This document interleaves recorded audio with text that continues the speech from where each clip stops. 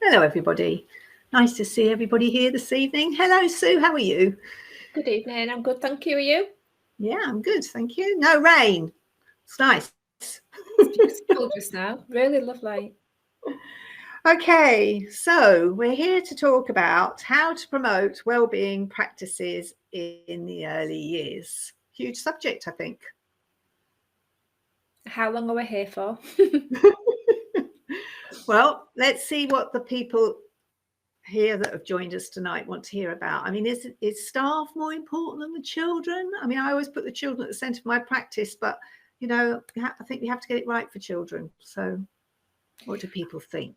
I think you absolutely need to get it right for the children, but hand in glove, it's an egg, chicken, egg thing, isn't it? Because if we're not also doing it right with staff, they're not going to be in the optimum position to help the children. Right. We know the key person approach is really crucial in EYFS for supporting the children and the parents. So obviously it's one of those kind of situations, isn't it? And I think they're equally important, really. Well, in preparation for this evening, I thought I would just put in well-being, and a video came up for me, and it on YouTube. And seemingly in the UK, we have more people not at work than most other countries. And it's because of our poor mental health, generally around depression and stress. So I thought I wasn't surprised by the depression and stress, but I was surprised about that we're one of the worst countries, that we have a really poor sickness rate in comparison to other countries. I was quite surprised about that. Yeah. I was thinking stiff upper lip and all that. And I personally don't take many days off sick, I've never have done. But so that really surprised me. Yeah. I can't remember which report it is, but there's an annual report that comes out, doesn't it, about wellness and wellbeing throughout the world. And we have been quite low down for quite a while. Right. A lot of the Nordic countries obviously do really, really well, but we do come lower and lower in that list.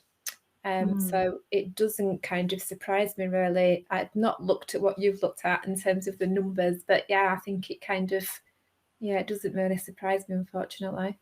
Yeah. And I'm going to bring it up, and it's not a very nice situation. And we've just had a child die in a nursery. Who knows why? And I'm not going to place. Well, it's a group. As far as I'm concerned, it's a whole. It's not down to one person. It's down to everybody in that team within that nursery. Everybody had a part to play in that, I feel, because we don't work in isolation, do we? But in a nursery or preschool scenario, or in a school, it worries. Having run nurseries, it worries me when home baggage comes into a setting. I'm not judging that. Ideally that shouldn't happen, but sometimes situations at home get on top of people, and they don't work to their full potential. And that could be dangerous in certain circumstances, particularly if you're having to work on your own with so many babies. I think that was the scenario in this case. And being brave enough to, we're talking about putting the child first, being brave enough to perhaps speak up, particularly if it's not listened to. But if to speak up, to not be one of the clan, as it were, as a team member, and stand up for children, I think can be quite difficult in an environment where well-being is not seen as being a priority. Yeah. I don't know how you feel about that, Sue.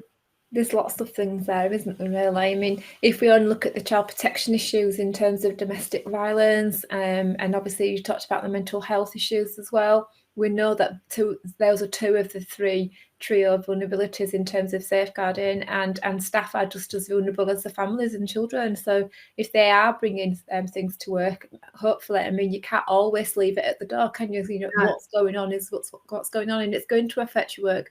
If if they don't have that open door policy and that wellness policy and then put it into practice as well. I mean, obviously we can all have paperwork that's beautifully laid out, but if we're not actually putting that into practice and staff don't feel supported, or we know that also in terms of early years, of the early years ratios and obviously the recruitment crisis that we've had as well, and getting good staff and obviously maintaining them is huge, and everybody's putting that extra effort in, maybe doing more shifts than they used to do, or longer days to cover longer hours and things, and obviously that takes its toll at the end of the day, doesn't it, as well? You know, you can only do it for so long, can't you? And then suddenly, you know, you're burning candle at the both ends, and then your wellness goes downhill as well. So there's a lot there, isn't there? And obviously we can't support the children adequately if we're not.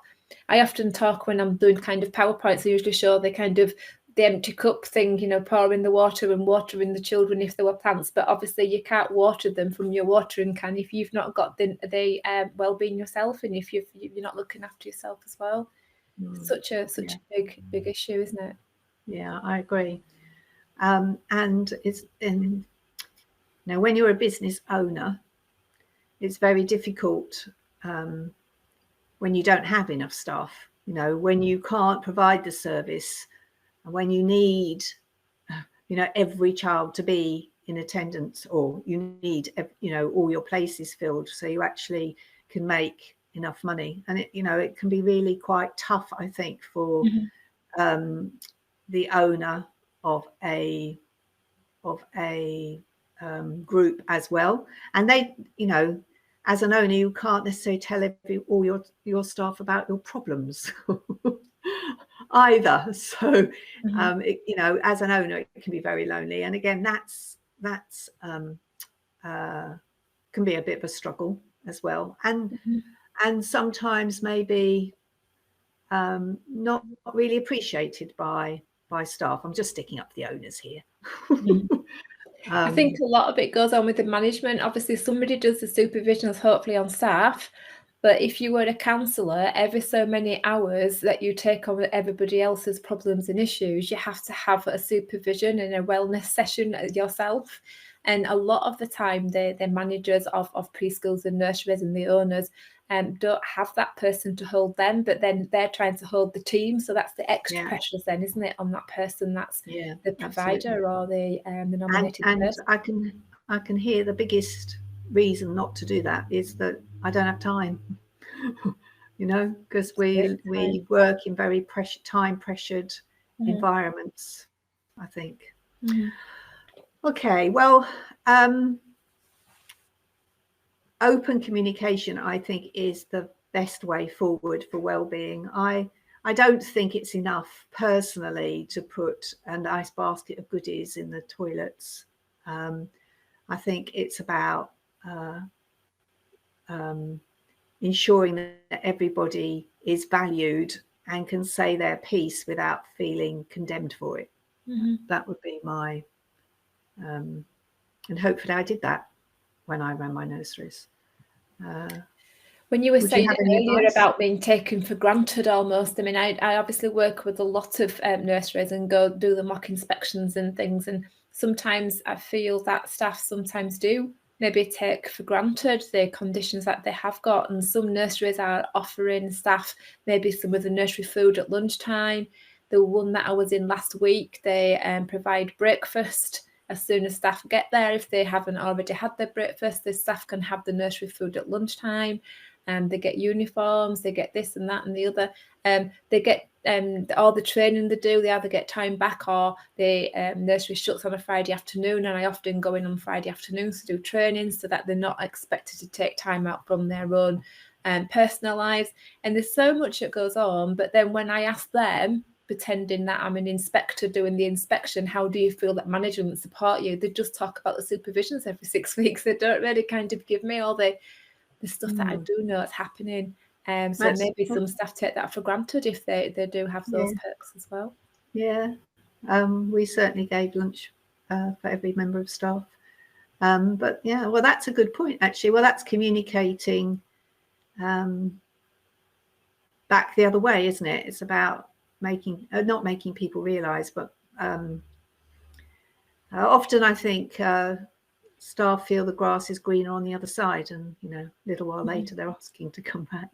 You hear that a lot too, don't you? Yeah, I was going to say that I did a wellbeing conference. I spoke at a wellbeing conference for a small group of settings in Yorkshire. Actually, they're not all in Yorkshire now, but I did about an hour's worth of wellbeing stuff maybe June time last year. And some of them said, actually, there were some staff that are coming back because they thought the grass was greener on the other side. They might have left for another 5p or 10p an hour or something, but when they actually took stock of what was going on, they realised with the wellbeing packages and all the things that they did get, that actually they shouldn't have moved in the first instance. Really. And that's something else, actually. I think that's changed a lot, obviously, because we've got a inflation scenario going on, but people in early years don't or weren't working for the money. Their main reason for working was the love of the job. And I think that's changed a bit. And also people, early years educators are perhaps more valuable because there seem to be less and less around. But I'm thinking about salaries and what have you. What about, right, so shall we move on to the children then? So let's pretend that we have everything in place for keeping our staff happy and well, and we have ways that people communicate, and situations can be supported or sorted quickly. So let's move on to how we can help the children with their well-being. Would that be all right?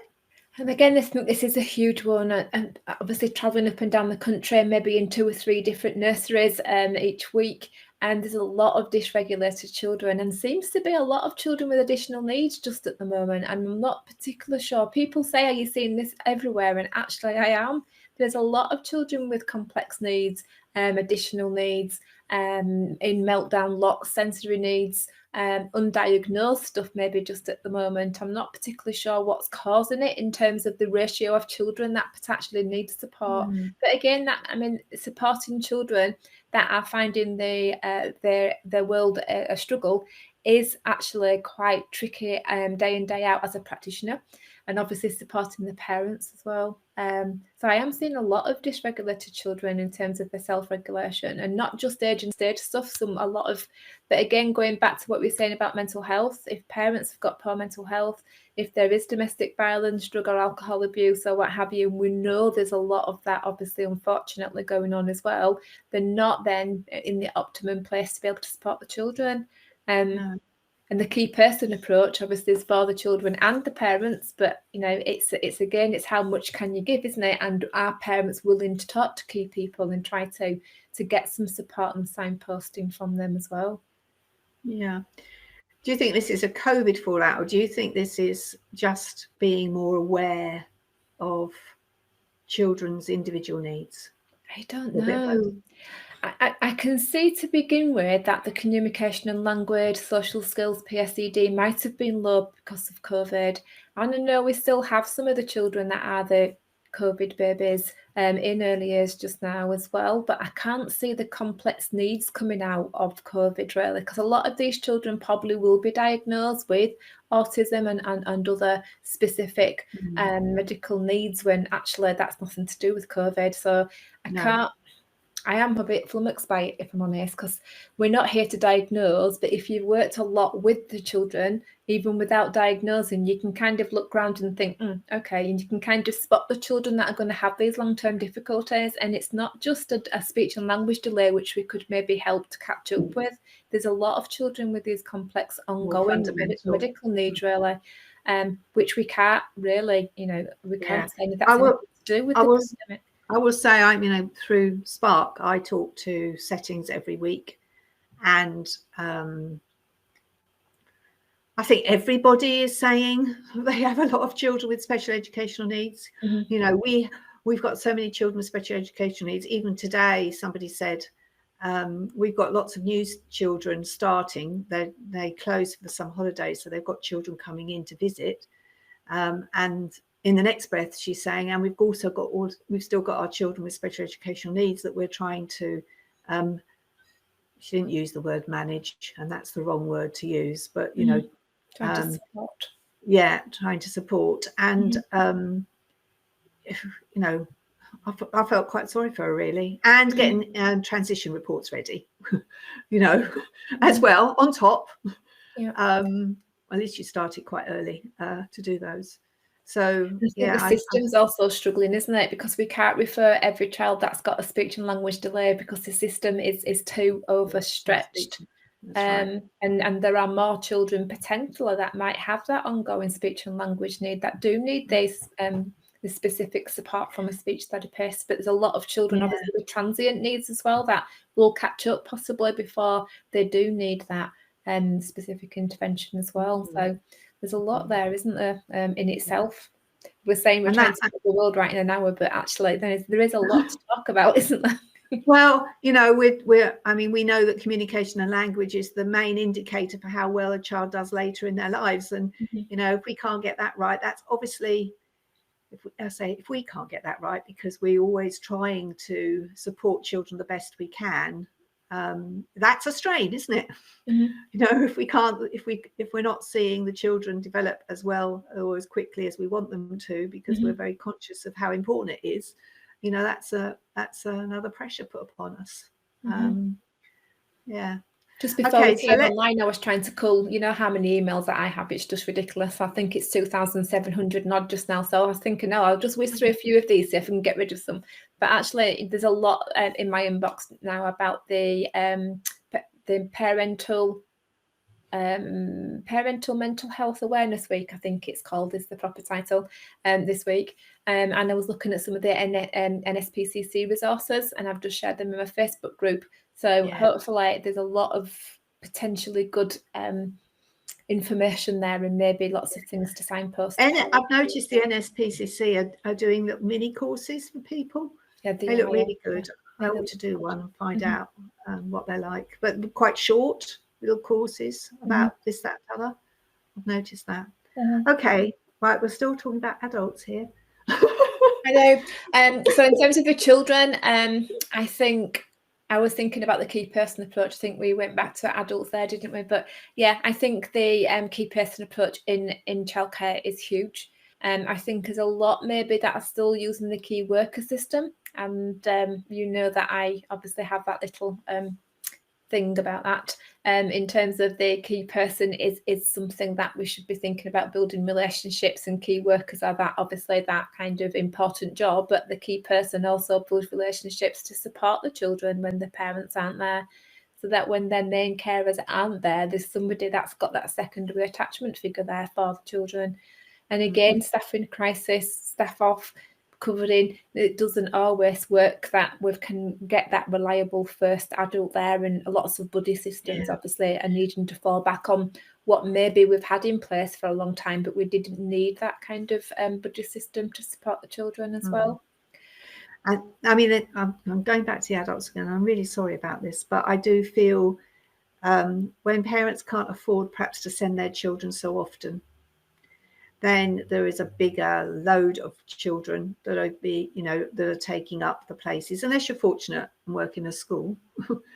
And therefore there's a lot of children to get to know. You know, you as a key person, you know, you could have a lot of children that you're making those relationships with, and keeping track of, you know, the ins and outs of every child. Making sure the right, you know, comforter is produced at the right time, and all those sorts of little details that make a big difference to children. I think that when a child, the relationship with the parent starts before the child begins, and it's that show round that you do with the parent, and how you get them perhaps involved in the setting before the child's even due to start. You know, if it's a baby and they're not going to start until they're 2, you know, to give them the opportunity to take part in activities that are going on, so the parent feels secure and and happy, because, you know, leaving your child, whatever age, is for the first time, is a big deal. And I know that research, particularly with babies, research shows that if a parent is passing their baby over feeling worried about it, then that is passed through to the child. So, you know, I personally think a lot of what we used to call pre-visits, where parents could come regularly for an hour and just stay and play at a certain time each week before their child started, was a really good thing to do. And also, if you get the parents on board with you, you know, you're befriending them at the very beginning, it makes life so much easier later on, I feel. It does. Going back to children in key person and EYFS and things like that, I think pluses over the last, let's say, 10 years or so, at the various different approaches that we are maybe taken on board to try and make nurseries and preschools a more homely place for children. Obviously, I used to be a childminder, so they did come from the home environment, but lots of nurseries now are following. You don't have to have accreditation or a specific approach, but there's a lot of not bright yellow walls and bright red walls and big things, and, you know, they kind of, you know, we used to think that they had to be bright kind of places, and we had this all this colourful stuff going on, but there are a lot kind of more subtle and calmer, and the decor's a lot more calm nowadays, and I think that really helps the children and their well-being, and also feel at home.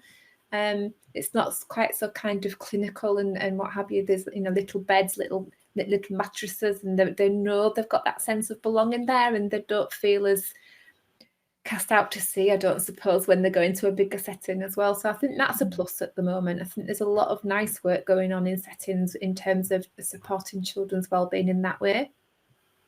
I also think there's a lot of focus on individual children's needs, rather than groups of children, rather than a group of 4-year-olds. In my settings, we actually, apart from the babies, we ended up having vertically grouped children, so from 2 right up to when they went to school, and that worked really well. It meant that the key person could stay with that child longer, rather than them keep moving rooms and change, having a change of staff. Yeah. Okay, so some people do home visits as well, don't they, to help children settle, which I think, well, I never did those. I think the logistics of managing to do those is quite difficult if you're running from 7:30 till 6 or later every night. But I think that's quite a good idea. Be interesting for the people on the live call whether they could maybe tell us whether they do the home visits and whether they think that's useful. I did, in terms of being an ex-childminder, I did go through a phase where it was a good idea, I felt, to do that. It wasn't always possible with me doing the tutoring on an evening and things like that as well, because it did have to be, it had to be a weekend or an evening for me, obviously.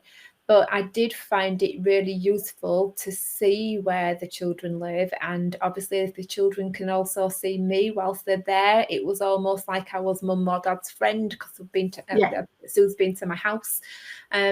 And to see how they do when they're in their own comfort zone, how they do behave and react, and see what their favourite toys are. And it was, even if it was only an hour, they came to me first and we did a little bit of settling and change the paperwork. Then I'd take some paperwork to them and we'd do the all about me and fill bits and pieces in their house whilst I was playing with the children. And obviously the children can show me some toys and things. And I think it did really help. It helped build relationships with parents that might be anxious coming into my home to begin with. And also it helps their children to settle as well.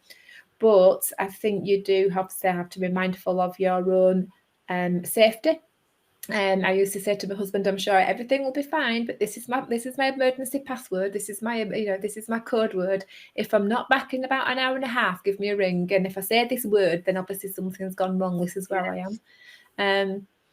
But inevitably, sometimes I was longer than I said I was going to be, because obviously you get chatting and time goes really quickly. And I'd go, yeah, I'm on my way. It's fine. I'm fine. but just having that backup, because obviously lone worker situation, it's really important. Well, certainly in a nursery situation, we would have, I think it's always recommended that people go in twos, and again that means that it's not necessarily very practical. Yeah, exactly.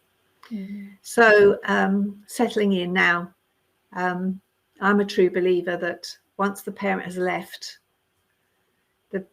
the child needs to be left quickly when they arrive, rather than clinging on to their mother's skirt because they know they're going to leave at any minute in time. But our families could phone up. They could phone up from a car park if they wanted to, and the children were generally fine, you know. But I always felt that the actual the leaving part, and that parents should always say goodbye, regardless if they're going to get tears or not. Felt that was very important. Parent could always stand outside the door and wait a few minutes and make sure their child is all right. I really think that if parents leave their child crying, they think they're crying all day. So to put the parent out of that anxiety, I think is quite important. Yeah, it is. And I think, again, going back to how we used to do things during the pandemic, obviously we did lots of doorstep drop-offs and things, and I think a lot of nurseries have realised that actually it works. I mean, we say about settling visits and parents coming to stay and play and things like that, but obviously during the pandemic they couldn't. And I thought that was going to have a negative effect, but actually some of the staff and the managers and owners are saying it didn't actually. It worked the opposite way around, and it does work, or it did work for them as well. So sometimes it did, but I still don't. I personally don't like it. I think the child needs to see you talking with the parent, and how much talk can you do on the doorstep in front of other parents. I personally think that parents should come right in. You wouldn't go around to somebody else's house and just leave the child at the doorstep, would you?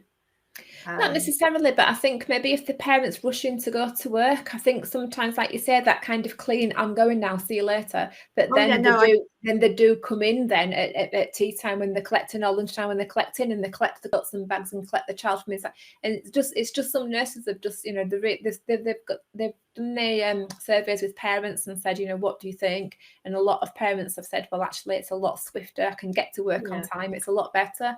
Not saying it's completely right for everybody, because obviously you've got to be flexible, but I can see the pluses, and obviously some of the nurseries can see the pluses in keeping some of that change as well.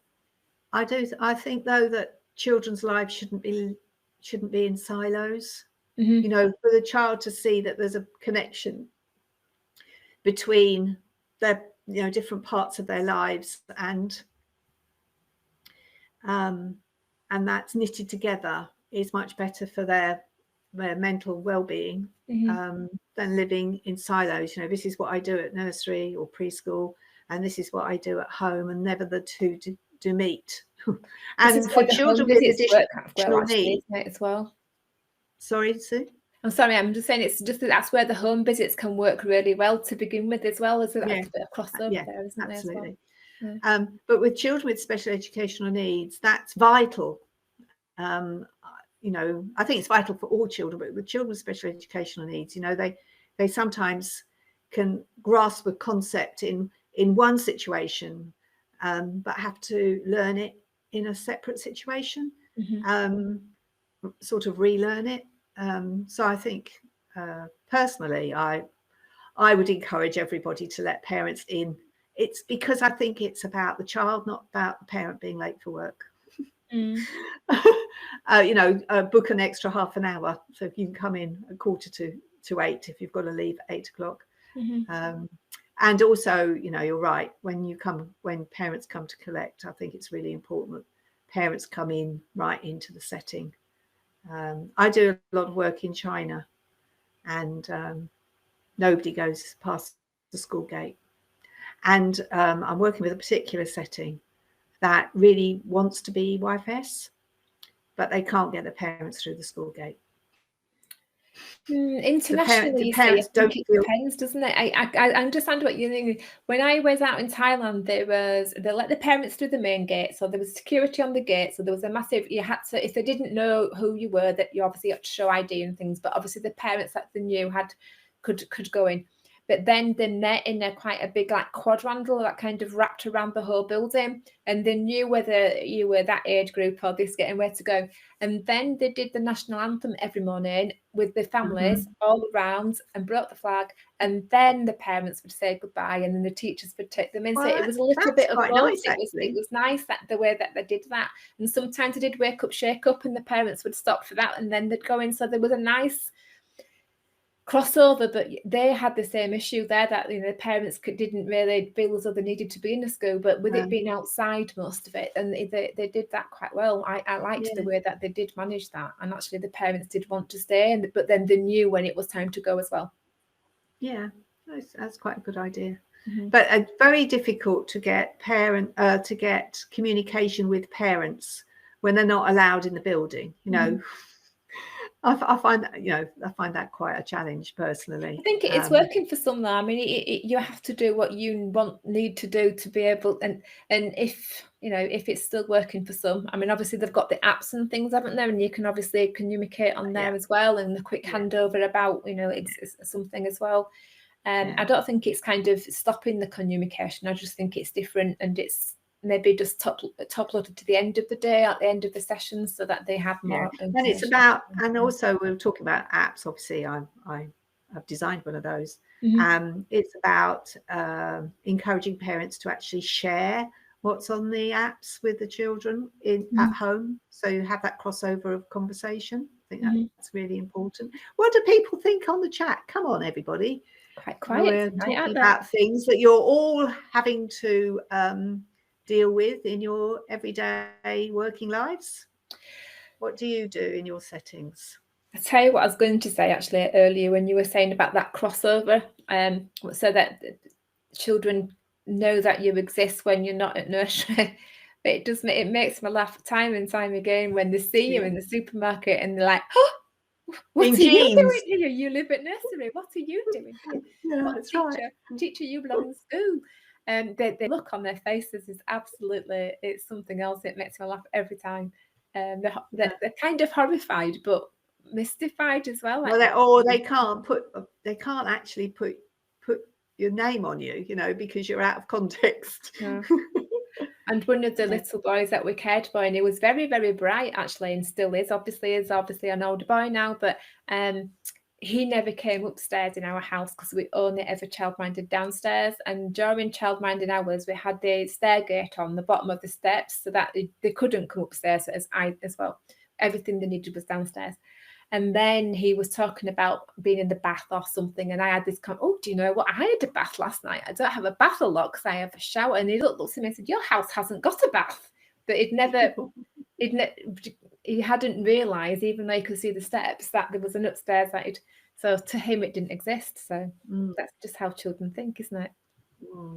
But I think that's where children's well-being comes in. We have to put ourselves in the shoes of the child, knowing what what makes them tick, what their fears, their worries are, perhaps, and how we can support them in that way, so that they feel secure in the setting. Because otherwise, they're not going to learn anything, are they? No. What about well-being? The Love and Well-being scales. So, what do you? Have you had much experience of those?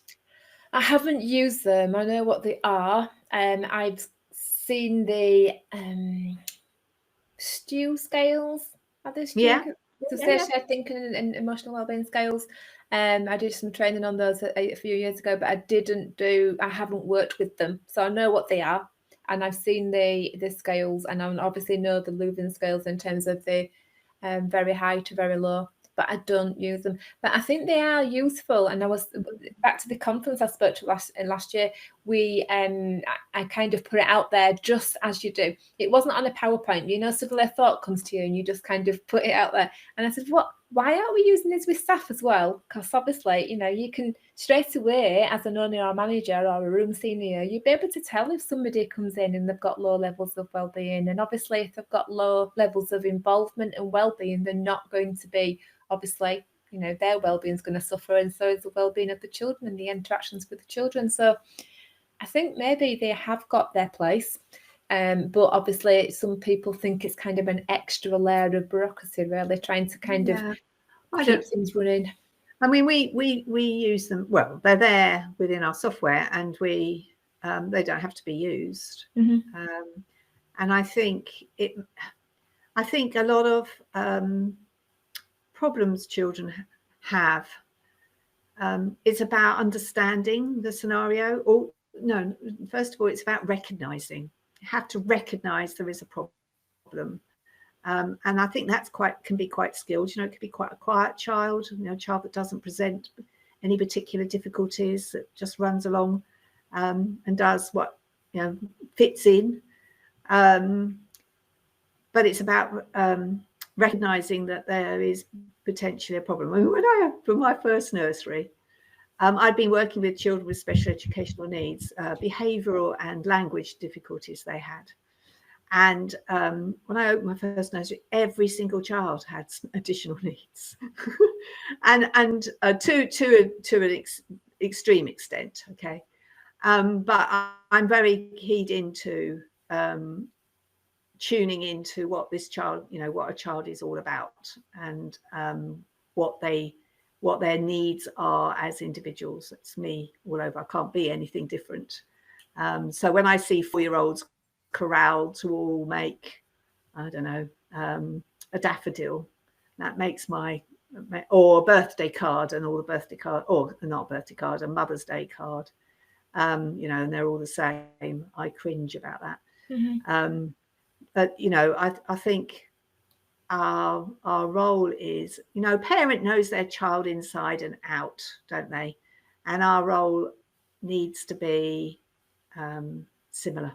We need to get to know the child really, really well, because if we do, then that's when we identify problems if they are there, and certainly we add to the child's well-being. It's like, you know, I mean, some places don't allow children to bring in toys from home. How do you feel about that? I think that's an awful thing, personally.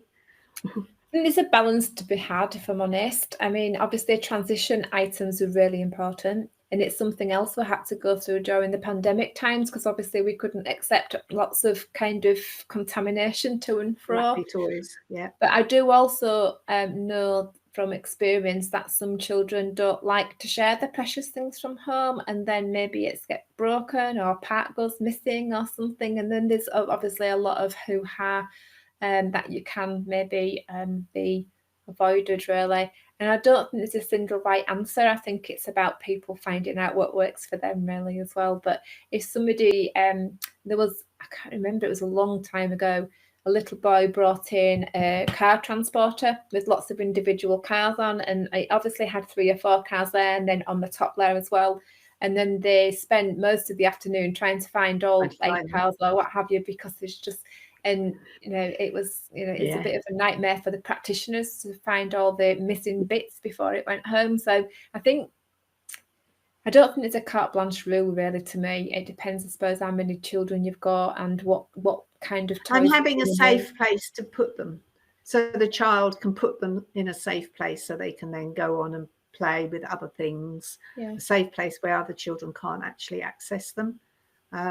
We had bags on pegs, drawstring bags on pegs, for the older children. That's where we used to, and then we've got comforters, haven't we? That children need for rest time, which are really important, and dummies as well. Don't get started with dummies, please. I do think that they are crucial in terms of transition items, and absolutely I do agree with them, but I am still saying, and last week was an example, in a school, I walked out of the nursery, the school was next door, child had been collected. I'm hoping it was just reception class and not year 1, and out came from the mum's pocket dummy, and I thought, oh no, here we go. They say the best time to get rid of a dummy is 9 months. Yes, before the first birthday, within that first 12 months, absolutely. And then you still see children, you can see the gaps in their teeth. And anyway, we're not talking about communication and language today, are we? But no, we're not. But it is it's a comforter, isn't it? And it's interesting that parent felt that their child needed it for whatever reason. It could be habit, or it could be the mother's guilt, or it could be lots of things, couldn't it? So I mean, one of my nurseries was next to a post office, and parents used to literally take the children out of nursery and go to the post office and buy them sweets. We watched it. This was, I don't think that would happen now. I mean, this is 30 years ago I'm talking about. But it wasn't that the children needed sweets or even perhaps wanted them. It was just the parents feeling, some form of guilt, I think, that they've left their child and we're now going to give them something nice. I think comforters, back to your original question, are absolutely vital. They are, it's really important. The younger babies and younger children especially, that comfort item, that blanket that they might smell of home or whatever, it's crucial, absolutely crucial. We used to encourage parents to bring in sheets actually from babies' cots from home, and or scarves that they'd worn themselves around their necks, so that the baby had the parents' smell with them all the time. We've also had parents leave their keys for older children. We'll be coming back because here's the front door key, to get it home. So I've got to come back and collect you before we can go home together. That sort of thing. I think these little things are really important, aren't they? Yeah, and again, like you said, it's knowing the children, isn't it? Last week I was in the nursery, and the baby room practitioners that I've met, they've always been the same ones, but I think sometimes maybe there might be obviously illnesses or maybe with staff being off, and they've got maybe I don't know, maybe A4 width, but only maybe a third of A4, a bit like an envelope size. When you're one of those envelopes, you've to fold things into 3 to get to. This size, indeed.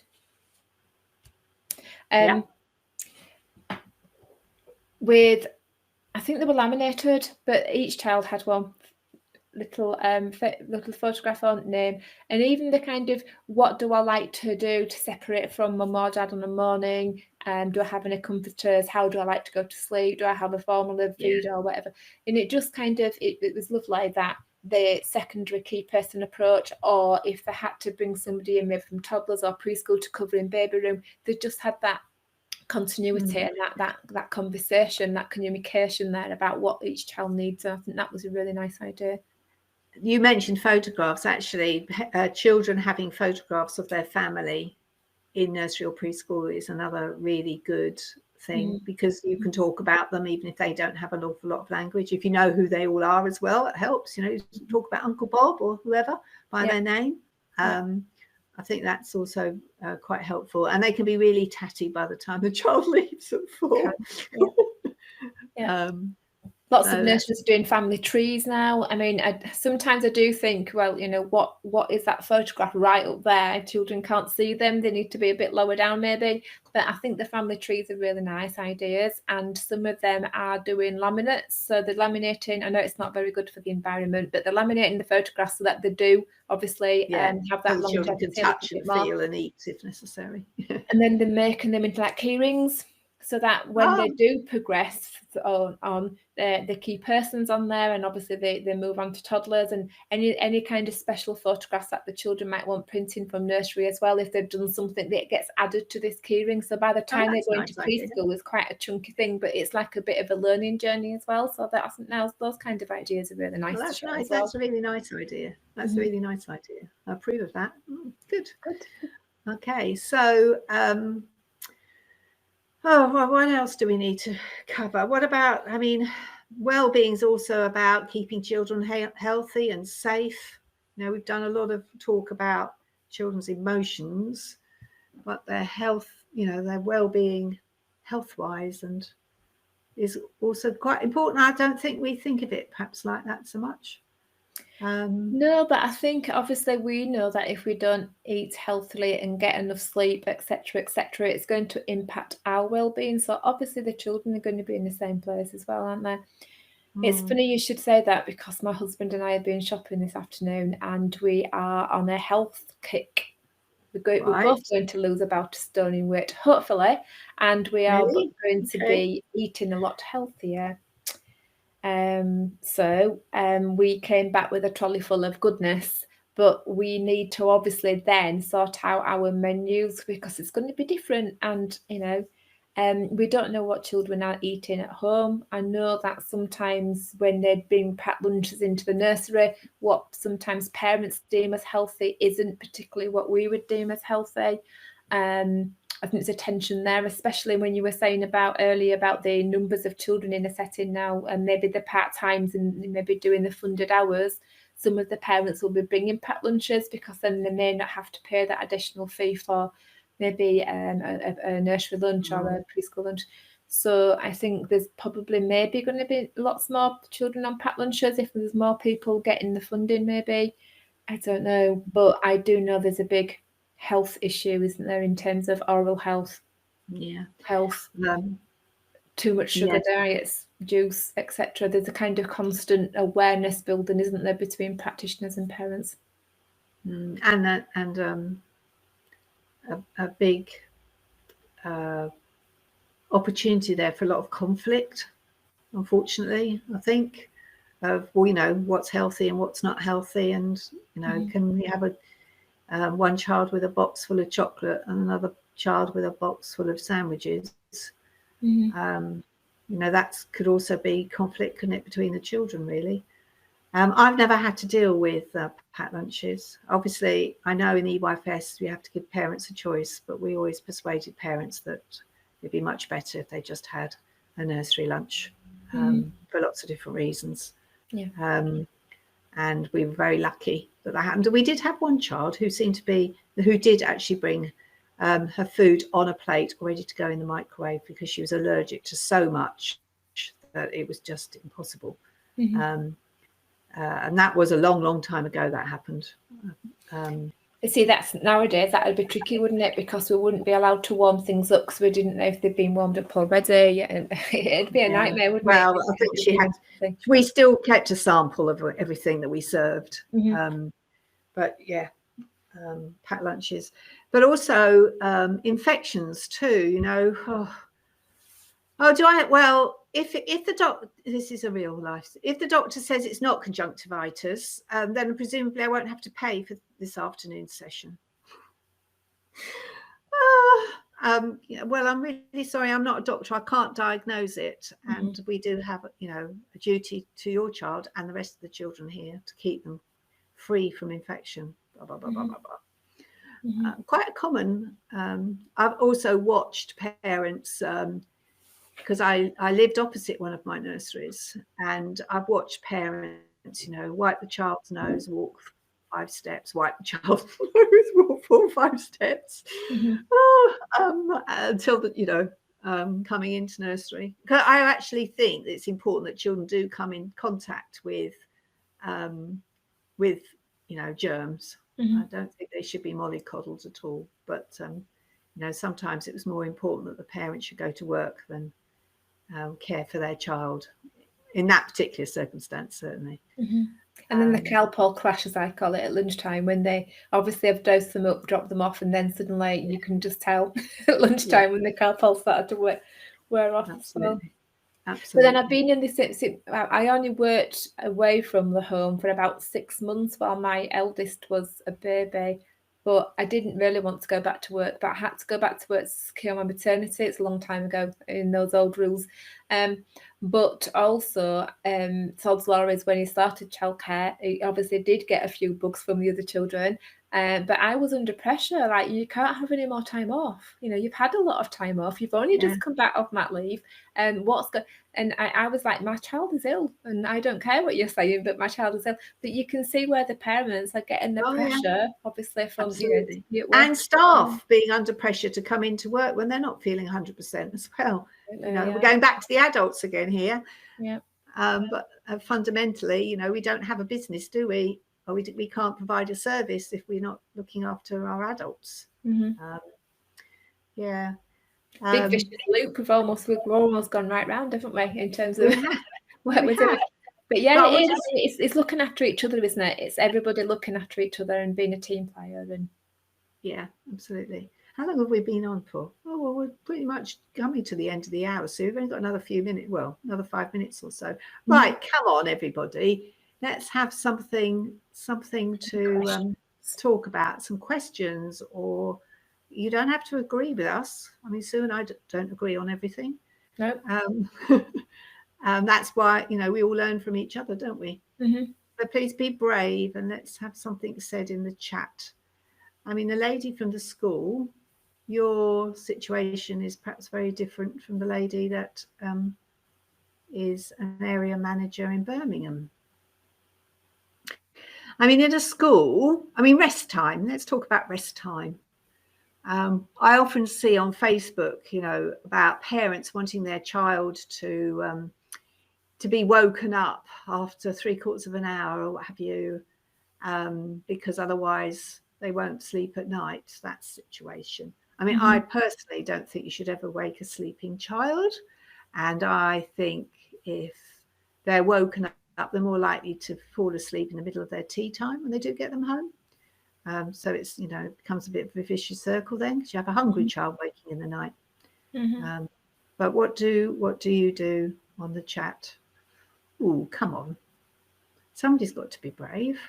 No, they're not going to talk to us, Sue. I think someone is typing. It says in the bottom corner someone is typing. So let's see what comes through. But yeah, I think it's an interesting one, and I wouldn't want to be woken up either, whether that's in the middle of the night or whether that's in the middle of the afternoon if I chose to have a nap. So I think that's something to be, you know, it's going back to the UNCRC, isn't it? United Nations Convention on the Rights of Children. They've got the rights to basic things like sleep and education and rest and play. And I think it's a tricky one because obviously the children are usually a bit more active with us in early years, and they might be at home, and they might have share, and obviously, you know, more group times and what have you. So they possibly are going to be a bit more tired.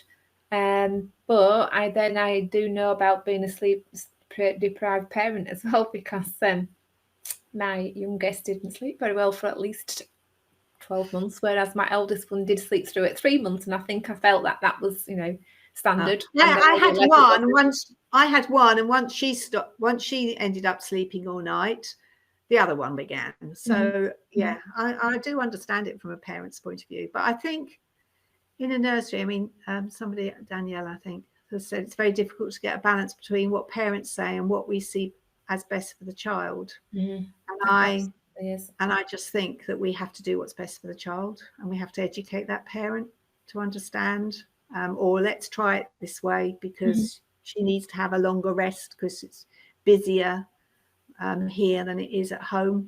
And at home, you know, a child could take themselves off to a sofa and have not 40 winks, but as good as. Whereas in nursery, you know, they don't do that, do they? They see something else happening and off they trot. To get involved in something else.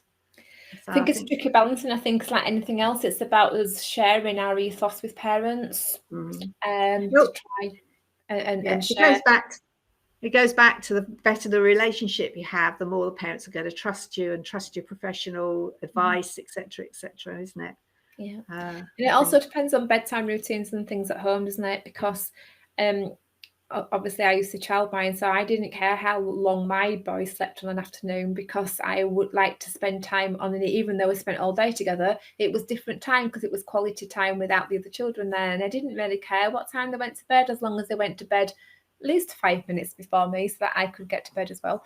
But then that helped them to obviously sleep and get into some kind of pattern there as well. But I did then have to break the cycle of afternoon sleeps before the start of school. Because at 4 they were still kind of, I think I'll go have a little bit of a nap now. So I had to break it in the end, because obviously, you know, they can't go to sleep in school. But we used to do, didn't we? I mean, I think maybe I don't think I did, to be honest, but I do remember my older cousins talking about going to sleep during the school hours, in reception class and what have you, going to sleep after lunch. But we don't do that anymore. I think it's Danielle again. She said our setting spends a great amount of time outdoors, so children are more tired at nursery. Certainly are. Where do they sleep, Danielle? Are they sleeping outside in the fresh air, or do they go into inside to have their rest? In my nurseries, we used to sleep the babies outside in prams, pretty much whatever the weather. Actually, we used to wrap them up really warm. Obviously, if it was pouring with rain, that'd be different.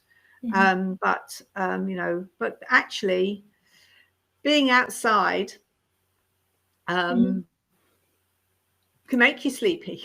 It can. Fresh air can make you relax and can help you sleep. I find you don't get hay fever. That is like me. Danielle's saying it depends on the weather, but if you look at again some of the Nordic countries, we talked about the well-being thing earlier. They sleep the babies outside, and it can get very, very cold there. And in fact, I wouldn't be advocating it particularly here in the UK, but you can see people having coffee in the warm inside, the parents, and all the babies lined up outside asleep, swaddled in loads of blankets and things, and they obviously think that's it's acceptable. We've got somebody else said we have break time with milk, water, fruit, followed by outdoor playtime mid-morning. Dinner time 1.5 hours later includes meal, followed by more outdoor playground time, no rest or lie down time at all. Okay. We run many forest school sessions, so lots of adventures. It's interesting. It depends on the age of children, doesn't it, as well, how old the children are and the routine you've got into as well. Yeah, absolutely. And I remember my children coming home from primary school absolutely starving, not tired, but absolutely starving, hungry. And always having to had an extra afternoon tea just after 3 o'clock every day. That's obviously using up all their energies and what have you. Okay, right. Anybody got any further comments or questions? Thank you very much, Sue.